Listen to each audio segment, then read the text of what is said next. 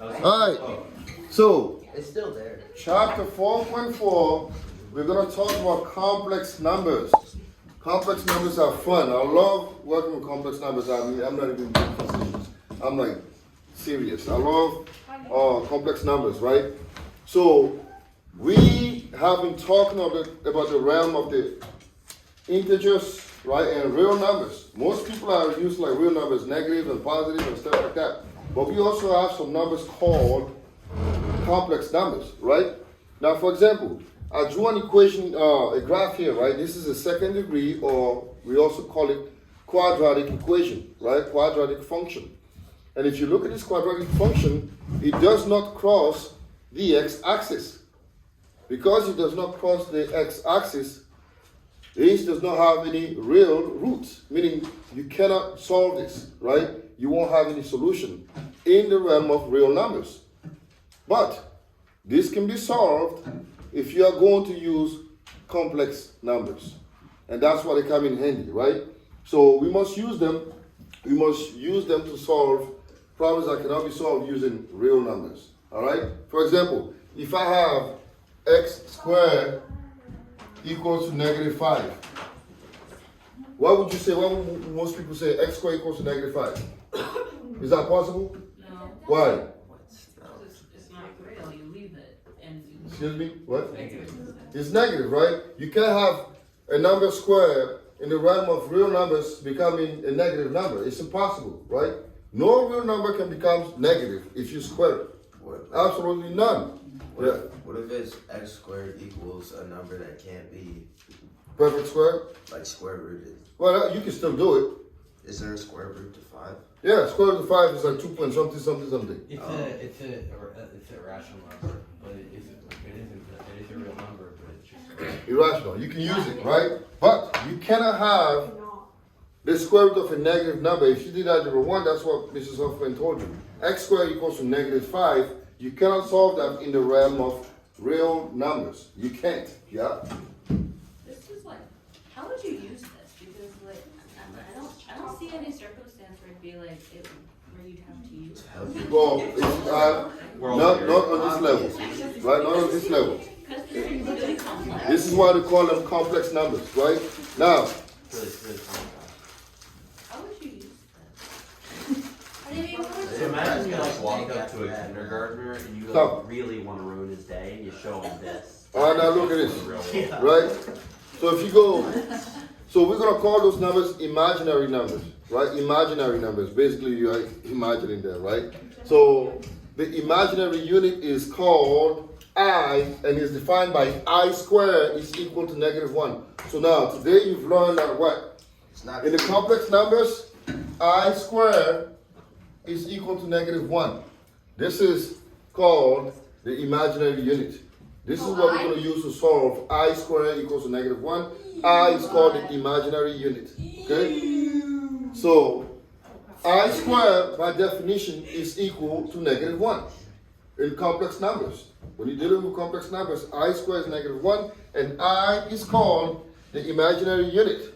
So, example, numbers like 6i, negative 2i, I square root of 3 are all called pure imaginary numbers, right? Any number in the form like 2i, 3i, 4i, 6i, 7i, 8i, 9i, 20i, that's called an imaginary number, a pure imaginary number, right? So now, why are they useful? Example, let me say I want to find the square root of negative 9. If you put that in pre-algebra or algebra 1, most of them will tell you, I can't solve this because you cannot have a square root of Negative. you can't have a square root of a negative number. It's just impossible, right? And then when we were in like lower classes, we go, whoa, can't solve it. No solution. We go like this, no solution, right? And we go, yay, and I got the full grade. Now with complex numbers, now that we're talking about complex numbers, this can be solved. This can be solved, right? So now I'm going to show you how to solve this. If I have square root of negative 9, I have to break it down, right? I have to break down this number. How? We'll find out. So, square root of negative 9 is basically me saying I'm doing what? Square root of 1 times what? 9. Right? Negative 1 times 9 is negative 9. Do you all agree with me on that? Yeah. Yes, right? Are we all in agreement? Right? Now, the great thing about the square root is a property that can be split. Right? So square root of negative 9 is square root of negative 1 times 9, and I can split this into what? -3. Square root of negative 1 times square root of 9. I can do that. Right? I can do that. Because the square root property can be split like this. Okay? Now, I know one thing. We were introduced to I squared. We say that I squared is equal to what? Negative 1. 1. So therefore, we're going to substitute negative 1 by I squared. Right? Square root of I squared times square root of 9. Now, the beautiful thing is this. Square root of I squared is I. Because I squared is a perfect square. So square root of I squared is automatically I. Right? And what is square root of 9? 3. So therefore, this is I times 3, which is what? 3. 3i. Right? 3i. So you see what we do, right? So this is the breakdown. This is the basics. Now, without even blinking an eye, what do you think square root of negative 4 will be? 4i. No? 2i. Yeah. 2i, right? Yeah. Because we have what? That's correct. Because we have square root of negative 1 times square root of 4. And square root of 4 is 2. So therefore, this will be what? 2i. 2i. So do you No. need to do all of that, or can you just do it in your head? You can just do this. Once you know the principle, you can do this real quick, right? But now, it's not so easy with this because 27 is not a perfect square. So now we're going to have to do what? Work out the number to get something, right? We're going to have to work with it. Yeah, I know you hate it. But that's fine, This is awful. right? So now let's look at this here. We're going to work with negative 27, right? We can break down negative 27. That can be written as what? Negative 9, right? Times what? 3, right? Or this can be broken down as what? Square root of negative 9 times square root of 3, right? Didn't we just work with negative square root of 9? What is it? -1 times It's 3, 3i, right? We already know that square root of negative 9 is what? 3i. Because it's negative 9 inside, it's a perfect square, so this is 3i, so therefore, this will give me what? 3i square root of 3, right? This is the simplified form of this number, okay? Is that making sense? Yes? Now, how do you think we will do this guy right here, square root of negative 18? We can break down 18 into what? 9 and 2. 9 and 2, so it'll be square root of negative 9, right? Times square root of 2. What's square root of negative 9? 3i. So this is what? 3i square root of dos. Right?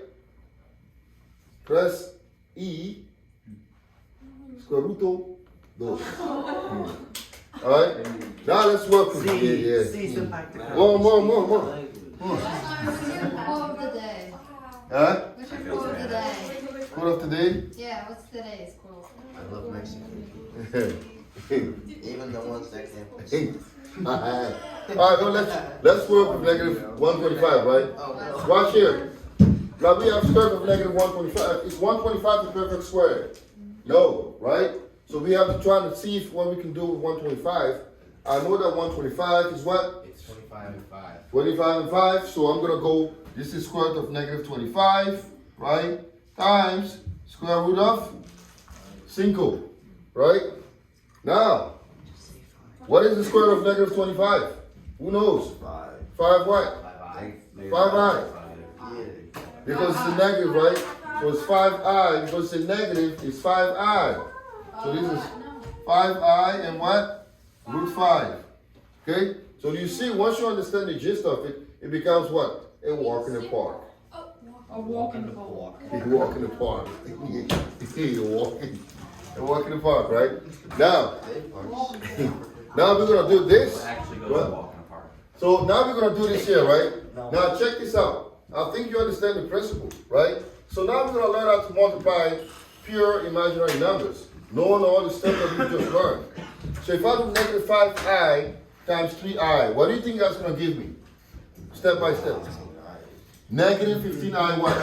Square. Negative 59 squared. Now, here's the thing. Don't I know what I squared is? What is I squared? Negative 1. So this gives me what? Negative 15 times negative 1, which is 15. 15. See how easy this is? Oh. Fun stuff, right?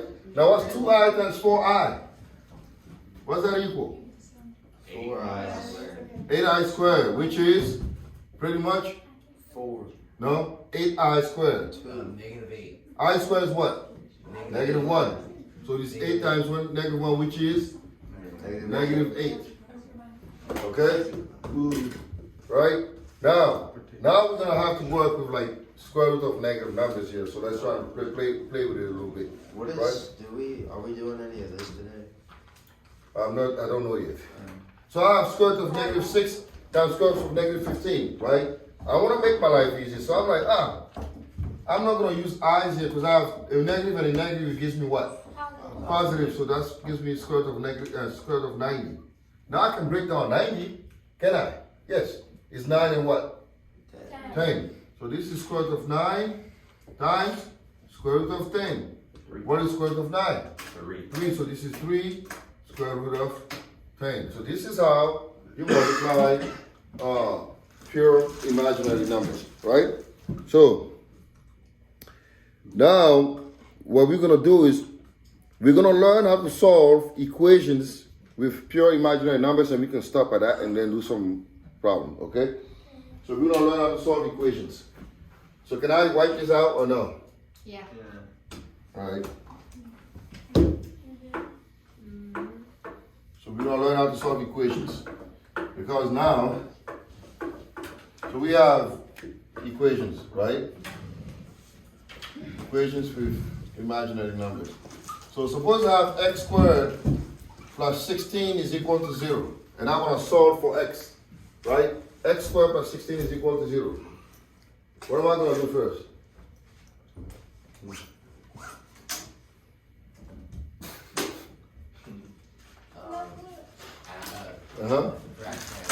Subtract what? 10. Where's 10? That's 16. 16, right? You subtract 16, right?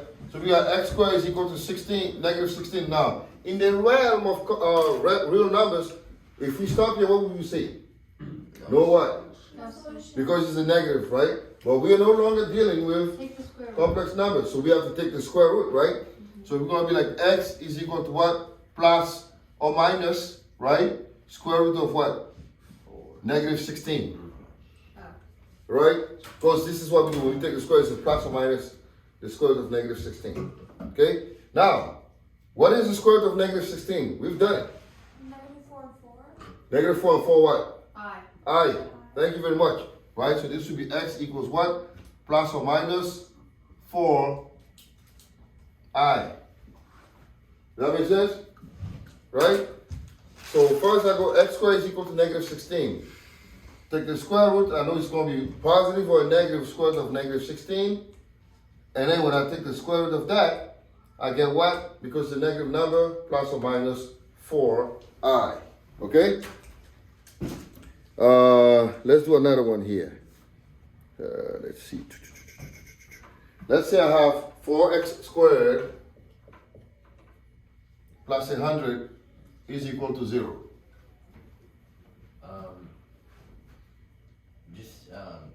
I would say first just divide the whole thing by 4. Alright, divide the whole thing by 4 because we can, right? We can divide the whole thing by 4. That's possible, right? So we get x squared plus what? 25. 25 is equal to 0. And then what? Subtract 25. Subtract 25, right? So we get x squared equals to negative 25. And then what? Take the square root, right? So we get x equals what? Plus or minus square root of? Negative 25 first, right? And then it gives us x equals plus or minus 5i, right? 5i. And this is, so we can stop here for this because we've done a lot. We've done, we've talked about imaginary unit, we've done square root, we've done the multiplication, the product, and now we've done equation. So we need to stop here and then do some just work to kind of get the hang of it. And then, yes, tomorrow's going to be a work day.